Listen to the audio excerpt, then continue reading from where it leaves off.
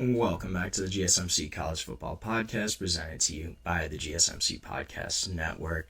Just talked a little Notre Dame football. Gonna switch gears, talk some action, talk about the Akron Zips, the poor Akron Zips. Feel bad for them. They can't get it right, can't get out of their own way right now. So, Akron, who hasn't had great success on the football field in the past couple years, they have already lost their chance at making a bowl game for this upcoming season because of their academic progress rate.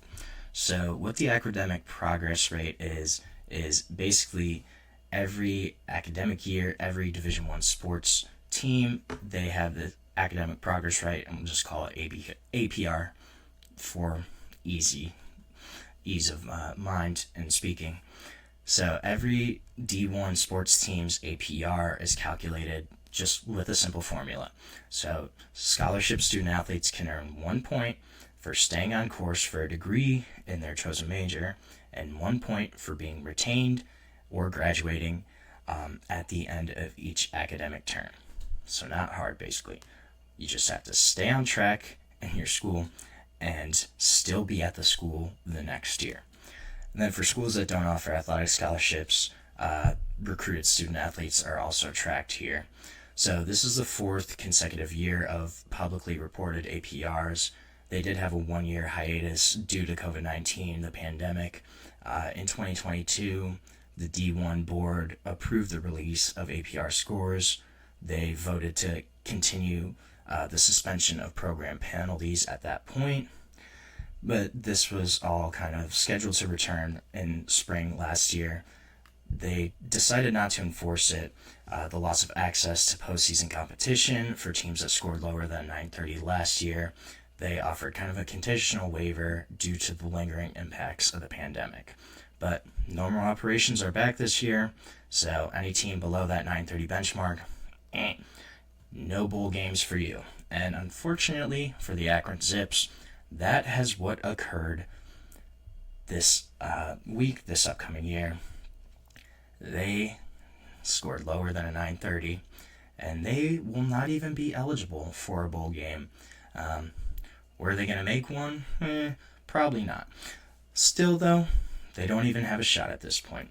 Their APR came in for the 23-24 academic year at 914 on Tuesday. This was the second straight year, actually, that Akron had an APR of less than 930 per NCAA rules, back-to-back seasons with a sub-930 APR. You get a postseason ban. Preseason. You get a postseason bowl ban. So Akron was handed. Additionally, they were handed practice deductions last season as an initial punishment for their APR last year, but because they didn't get it again this year, no bowl game, even a possibility for Akron. They actually did better in the season before. They had a 920 APR. Unfortunately, they got worse this year academically. Kind of impressive, actually, if you think about it. Akron, they're only one of 3 football programs to hit a multi-year APR rate low enough to miss the postseason across of all Division I. Mississippi Valley State and Arkansas Pine Bluff. In the FCS ranks, they are also ineligible for postseason play.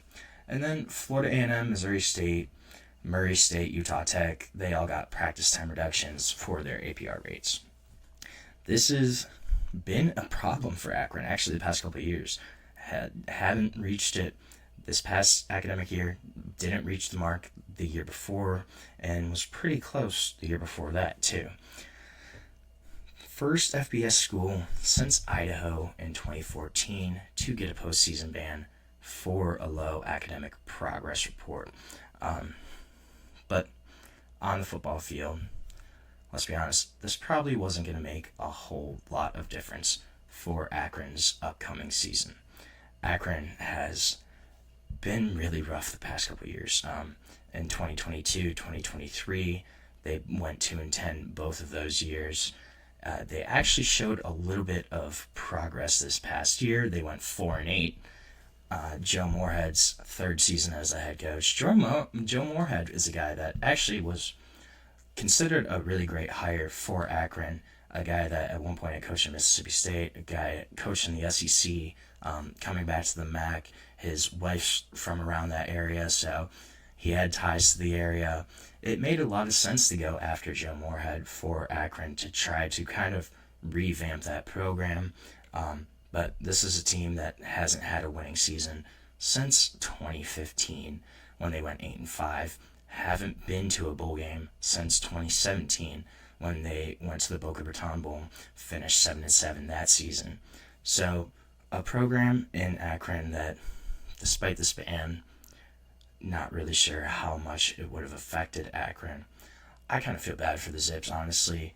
They're in a tough spot in the MAC where the MAC, especially right now, if you're a really great player from the MAC, chances are you're going to transfer out after that really great season in the MAC. You look at guys like Curtis Rourke, who quarterbacked Indiana this past year.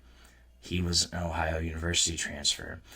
Kent State, the year they had 9 or 10 wins, they had like 15 of their 22 starters enter the portal. This is unfortunately going to happen in the MAC. So Akron, even if they didn't have a bowl ban, this was going to be a tough place to win, a tough season for them in general. Akron just also, I don't think, has a ton of talent compared to some of the other MAC programs. There are definitely MAC programs right now that have kind of leaped over them. You look at even the ones in Ohio, right? OU has been better. Kent State has been better the past couple years. Toledo hasn't been bad. Bowling Green now has hired Eddie George and brought in Drew Pine, who has been to like 4 different schools, but an experienced Power 4 starting quarterback. This is a team that was going to have a rough year anyways, but the fact that they have this bowl ban is just really unfortunate. Akron is also in a tough financial spot where they built a brand new football stadium 5-10 years ago probably, but the issue is nobody goes to the games. When you have attendance of 5,000 to 10,000 in a much greater capacity stadium, that's not going to help your bottom line financially, and I'm sure it's all just kind of compounding, right? But when you can't help yourself in the classroom, it's obviously not going to go well for you on the field as well. The fact that they got 2 straight years of this low APR, it's kind of really showcased that this is not a great program right now.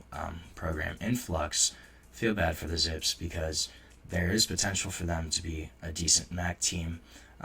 Especially, I think Joe Moorhead is a solid coach. It's just there's been a lot of different circumstances at Akron, right? With the portal, with funds, with NIL, stuff like that.